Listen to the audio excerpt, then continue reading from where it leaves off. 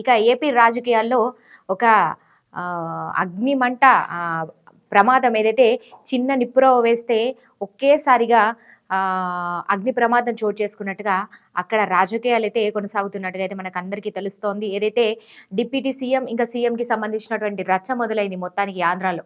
ఏదైతే మంత్రి నారా లోకేష్ని డిప్యూటీ సీఎం చేయాలంటూ టీడీపీ శ్రేణులు కోరుతుంటే, ఇక మరో పక్క జనసేన శ్రేణులు డిప్యూటీ సీఎం అయినటువంటి పవన్ కళ్యాణ్ గారిని సీఎం చేయాలంటూ కోరుతున్నటువంటి నేపథ్యంలో ఇక ఏదైతే టీడీపీ శ్రేణులు ముఖ్యంగా ఏదైతే డిప్యూటీ సీఎం చేయాలన్నటువంటి ప్రతిపాదనను నారా లోకేష్ని డిప్యూటీ సీఎం చేయాలన్నటువంటి వాళ్ళకు ఉన్నటువంటి ప్రతిపాదనను తెరపైకి తీసుకురావడం జరిగింది.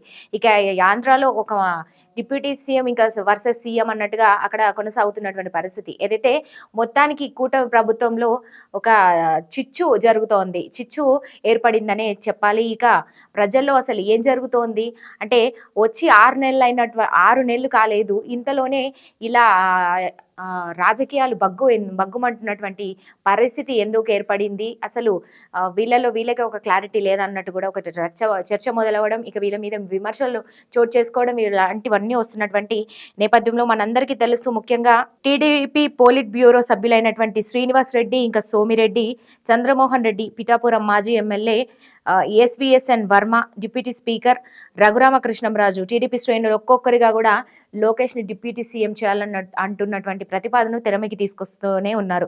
ఇక దీనికి హోంమంత్రి అనిత కూడా స్పందించి, హోంశాఖ మంత్రి అన్నటువంటి అనిత గారు కూడా స్పందించడం జరిగింది. ఇక రాసిపెట్టుంటే ఖచ్చితంగా అవుతారు అన్నట్టుగా కూడా ఆవిడ కూడా సోషల్ మీడియాలో మాట్లాడడం కూడా జరిగింది. ఇక పార్టీ శ్రేణుల మద్దతు కూడా భారీగా పెరుగుతున్నటువంటి పరిస్థితి అయితే ఏర్పడిందని చెప్పొచ్చు. ఇక దీనికి జనసేన నుంచి కేంద్ర కార్యాలయం కూడా స్పందించింది. ఇక డిప్యూటీ సీఎం అంశంపై కూడా ఎవరు దీని మీద నోరు విప్పడానికి వీల్లేదు, అసలు ఎవరు మీడియా ముఖంగా కావచ్చు, మీడియాల్లో కావచ్చు, ఎక్కడా కూడా మాట్లాడడానికి వీల్లేదంటూ కూడా ఒక కరాఖండిగా హెచ్చరించినట్టుగా అయితే తెలుస్తోంది. ఇక ఈ విషయం మీద ఎవ్వరు కూడా స్పందించడం కరెక్ట్ కాదు అంటూ కూడా, అంటే ఇంత తక్కువ సమయంలో మీరు ఇలాంటి రచ్చలు క్రియేట్ చేయడము, ఇలాంటి ప్రతిపాదనలు సీఎం డిప్యూటీ సీఎం గురించి మీరు ఈ అంశం మీద అసలు ఎక్కడా కూడా మాట్లాడడం కరెక్ట్ అయినటువంటి అంశమే కాదు అంటూ కూడా ఇక జనసేన కేంద్రము ఇక అందరికీ కూడా నోరు మూపించిందని చెప్పాలి. ఇక దీంతో కూడా అంటే దీనికి సంబంధించిన అంశము మళ్ళీ తెరపైకి తీసుకురాకూడదంటూ కూడా గట్టిగానే వార్నింగ్ ఇచ్చినట్టుగా తెలుస్తోంది.